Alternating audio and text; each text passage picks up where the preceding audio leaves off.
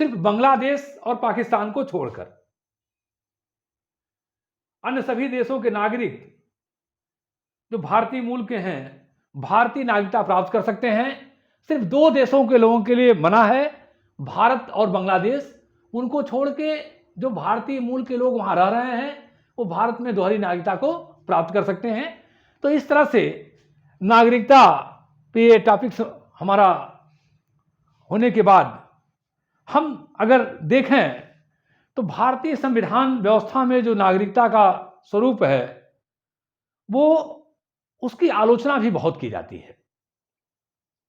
अगर हम आलोचना की बात करें तो आलोचक कहते हैं कि जो भारत में नागरिकता की व्यवस्था है बड़ी आसान है, बड़ी लचर है, बड़ी ढिलपुक तरीके हैं और इसका फायदा बहुत सारे लोग उठाए। क्योंकि भारत खुद ही अपने आप में बड़ा जनसंख्या का देश है। मैंने अपनी आंखों से देखा है, मैं बिल्कुल भारत के सीमावर्ती क्षेत्र नेपाल के करीब का रहने वाला हूं, कि कैसे वहां से लोग जब वहां माओवादी आंदोलन चल रहा था भारत की सीमा में प्रवेश कर रहे थे और बड़े ही आसान तरीकों से, बड़े ही सरल तरीकों से उन्होंने भारत की नागरिकता प्राप्त किया। जबकि हमारा पड़ोसी देश नेपाल, जिन्हें हमें गरीब मुल्क के रूप में जानते हैं, वहां नागरिकता प्राप्त करना बहुत ही कठिन है। अभी बीच में दुनिया के तमाम समृद्ध देशों ने अपनी नागरिकता पे बहुत ही कड़ाई, बहुत ही प्रतिबंध लगाए हैं। बहुत तमाम प्रतिबंधों के बाद वो नागरिकता को स्वीकार करते हैं। यहां तक कि नेपाल जैसा देश भी नागरिकता का लेना वहां लोहे की चना चबाना जैसा है।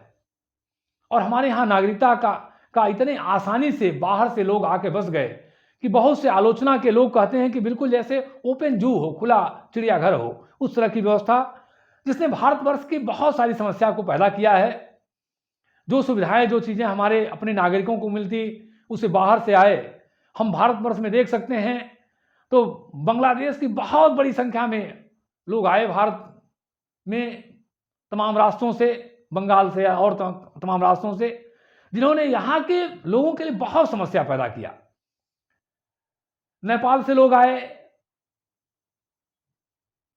और तमाम अगल बगल की जगहों से, खास करके बांग्लादेश से, नेपाल से, बांग्लादेश खास करके।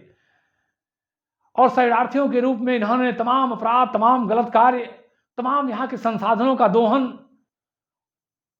मेरे जैसे व्यक्ति का या भारत सरकार से निवेदन है कि हमारे यहाँ बाहर से जो लोग गलत तरीके से आ रहे हैं उनके ऊपर बड़ी कड़ाई रखी जाए। और बहुत सारी आलोचनाएं होती हैं कि हमारी जनसंख्या जो बहुत तेजी से बढ़ रही है, हमारे संसाधनों का वो दुरुपयोग कर रहे हैं।